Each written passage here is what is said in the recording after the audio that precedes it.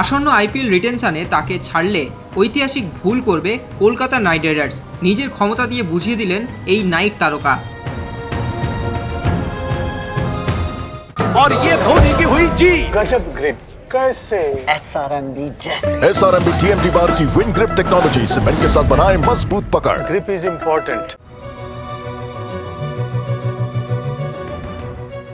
সামনেই রয়েছে IPL 2025-এর mega নিলাম। তাকে দল রিটেন করবে কিনা কলকাতা নাইট রাইডার্স তা নিয়ে এখনও ধোঁয়াশা রেখে দিয়েছে।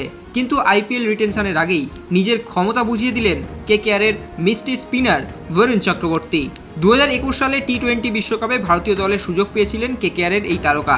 সৌজন্যে তার আগের আইপিএলে দুর্দান্ত পারফরমেন্স করেছিলেন তিনি, কিন্তু সেবার টি-20 বিশ্বকাপে প্রতিটি ম্যাচ খেলেও দাগ কাটতে পারেননি। 2021 সালের পর থেকে ভারতীয় দলের দরজা বন্ধ হয়ে যায় বরুণের জন্য।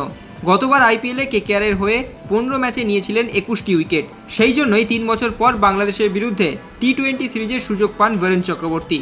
সামনেই আইপিএলের রিটেনশন তালিকা প্রকাশের দিন। একই সঙ্গে জাতীয় দলের জার্সিতে নিজেকে প্রমাণ করার শেষ সুযোগ ছিল, আর সেই সুযোগেরই সদ্ব্যবহার করে ফেললেন কেকেআরের এই মিস্ট্রি স্পিনার।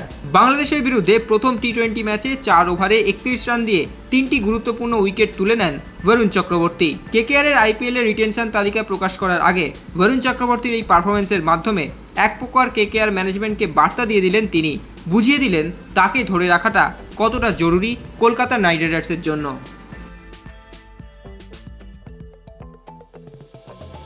Extra time.